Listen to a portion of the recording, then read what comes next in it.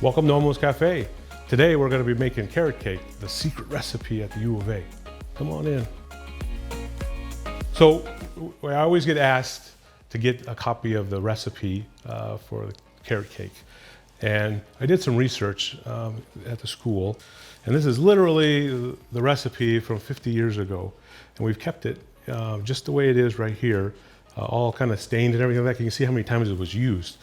It's really fun. So the original recipe was made all in gallons, and everything was made into round cakes. There was never any cupcakes, there was never any sheet pans or anything like that. It was always 9-inch round cakes.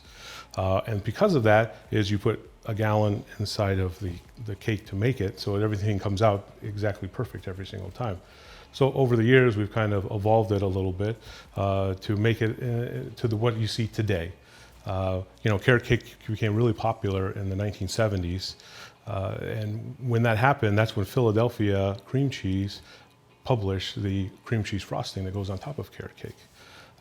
In the 70s, people used to think that carrot cake was healthy for you, which in a certain sense could be, but because carrots are nutritionally dense, they're a vegetable. I'm eating vegetables all day long, especially for dessert.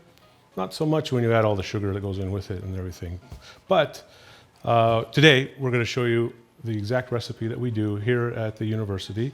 And we're going to start with all these different ingredients here. So we have sugar, oil, eggs, walnuts, flour, cinnamon, baking powder, salt, and carrots.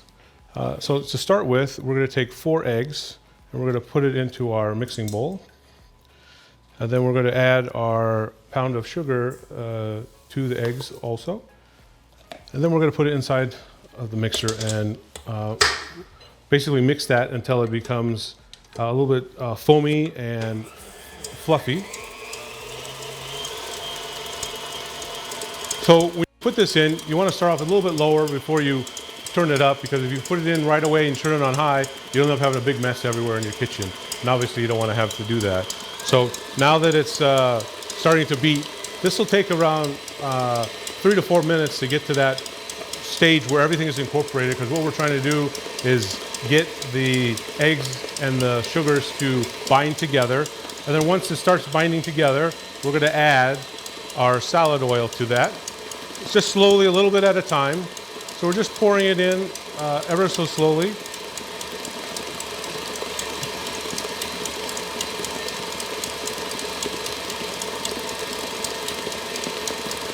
So once all the oil is incorporated there, we are going to add the flour. But before that, we're going to take the baking powder and put it in with the flour, the salt, and the cinnamon. And we're just going to incorporate it into the flour mixture here. So it'll mix evenly when we put it into with the wet ingredients. Now we're going to slow down the mixture a little bit, because once we start adding the flour, it's going to start puffing up here. So we're just going to add the flour a little bit at a time. We have a rubber spatula here, so we're going to add about half of this flour mixture, and then we're going to stop and scrape down the sides of the bowl to make sure everything gets incorporated correctly.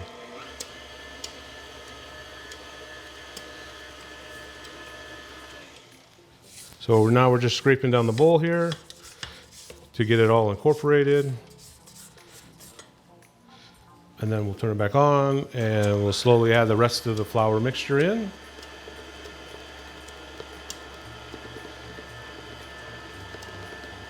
As you can see, as you put the flour in too fast, it kind of puffs up at you. And we want to try to avoid that as much as we can. And then once we get all the flour in, we'll let that mix and incorporate. You don't want to mix it too much. You just want to, at this point, we're not trying to beat it really hard. We're just trying to incorporate the mixture all together. So now that that has been incorporated, we're going to take it out of the mixer. We're going to scrape our paddle here and get all this good. So if you were here, you could start smelling the cinnamon and the spice that's inside of the carrot cake here. So what I like to do now is we're going to finish scraping it down just one more time to make sure on the bottom here there's nothing loose on the bottom. And then we're just going to fold the rest of our ingredients in. So we're going to add our walnuts and then our carrots. So these are fresh carrots that have been grated.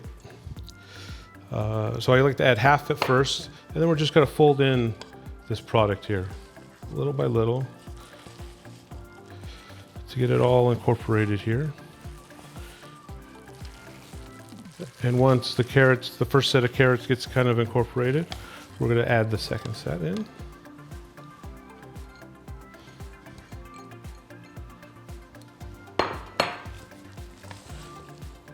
And now that we are mixing this all together here and getting it all incorporated, great. And one of the reasons why we are not putting it in the mixer is, one, we want to keep the carrots nice and big pieces so you can see it throughout the cake when you do it, and we're not really trying to develop any gluten in the flour because we want it nice and tender. So now that everything is incorporated, our batter is ready. Today we're just going to make some cupcakes. You could put this in a 9-inch round, you could put it in a sheet pan, you can make it any form you'd like. It's nice to have cupcakes because then you can have a few at a time. You can make a nice display with them. So what we're going to do is we're going to use an ice cream scoop. So this scoop is basically a 2-ounce scoop that's made for the individual cupcakes, and it looks a little bit easier to portion out. So when you add it in, there's no mess. A lot of times people like to use a spoon or something like that, and you end up getting it all over the place. Here, it makes it super easy to put it inside of the cupcake itself. So this, the recipe is going to make about three dozen cupcakes, or 1 sheet pan. And a sheet pan, you may be going, well, I don't know what that is. So this is a half sheet pan. So this is a full sheet pan. So you got quite a bit of cake there. Carrot cake scooped, and we're ready to put in the oven. We take it over to the oven. We have our oven preheated already at 325. We're going to add our cupcakes there to let them cook. It'll take anywhere from 15 to 20 minutes, depending on the type of oven you have, if you're using convection or conventional. But we have a special TV oven, so we just go to the next one. And look at that. They're baked already. So now that they're baked, we're gonna bring them out. And we're just gonna let them cool a little bit. And while we're letting them cool, we're gonna make our icing here. Okay, so to make the frosting, we're gonna add our butter and our cream cheese. And what we're going to do is we're going to cream them together. So this is, in the baking terms, it's called the creaming method. So we're going to take these. We are going to add our paddle again. And turn on the mixture slowly at first to start, and then let it speed up. So what we're trying to do right now is we're taking the cream cheese and the butter, obviously combining them together, but we're also adding just a little bit of air into it so it makes it a little bit fluffier. So when we go to put it on the cupcakes, it's a much creamier frosting when we do this. So we're gonna let that whip just a bit. Again, we're gonna have to let it, turn it off, scrape down the sides. So we can make sure that it's all incorporated and there's no lumps inside of our frosting. We'll turn it back on again. Now, once that we're ready for that, it's no different than when we're making the batter. We're going to turn the speed down again. We're going to start adding our powdered sugar. So a little at a time to get it incorporated. So again, not too fast, just small amounts, letting it just start to absorb into the cream cheese mixture.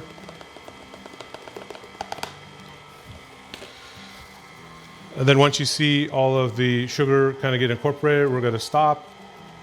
Again, scrape down the sides. because what happens is the powdered sugar sinks to the bottom and you get like a dry spot in the very bottom. So what we're going to do is just make sure that we get that incorporated here. And once we have that set, we turn it back on to finish getting that all incorporated and nice. We'll start increasing the speed a little bit to make it smooth, to incorporate the sugar part of it. So when the sugar and the cheese come together, it'll start to get shiny. And when it gets shiny, that's what it makes a nice little presentation on top of your cake. And now we have it all nice and incorporated. As you can see, it gets nice and shiny with that. It's got a slight off-white to it because of the butter inside of there, but it's ready to have.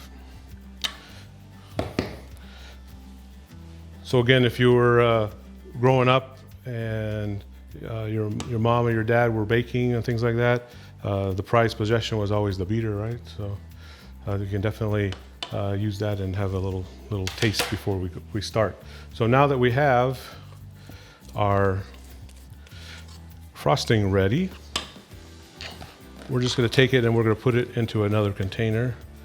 Because when it first comes out of the mixer, we need to kind of let it sit just a little bit, because if we don't, it'll be too soft to put on.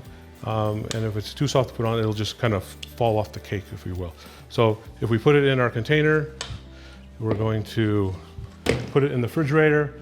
And this only has to be for, let's call it 5 or 10 minutes, just to kind of let it set and set up again. But we will pull out our frosting that's been already set for us. So I like to use a disposable pastry bag to do this. You can buy them pretty easily at most stores and things like that. It comes in a roll. If you don't have that availability, you can take a piece of parchment paper or wax paper, cut a square out of it. You're going to cut a triangle from the square, and then you're going to make it into a cone. But for today, we're going to use the pastry bag here. We're going to add a star tip in the bottom. We're going to take our icing and add it to our bag. And then once you get the amount you want to have in, you're just going to squeeze it down. We have our container. We're just going to give it a quick pop to get the rest of the air out of there. Give it a twist. We're going to take our cupcakes out. And then we can just give it a nice amount of cream cheese there. Now you can do many different ways. Some people just like to have a rose there. You can do the swirl method. You can do little stars. I think at the end of the day, it's however you want to do it. That's up to you. For a quick and fast pastry chef way, it's more of a swirl that they do on top, just like that. So once we've iced all of our cupcakes, we can decorate them. So one of the most traditional ways of decorating them is with toasted coconut. And the easiest way is to just take the cupcake and roll it, and you bring it out, and there you are. It's already decorated for you. We can also have a little bit of school spirit, and we can just do the red and blue sprinkles on top. Or we can just put a little U of A chocolate stick on there. Or because of the time of year we're in right now, we could just put a little bit of festive sprinkles on top of that. There you have it, carrot cake cupcakes. You know the secret recipe now. Don't share it with anybody. I'm glad to have you here at Almost Cafe. Enjoy.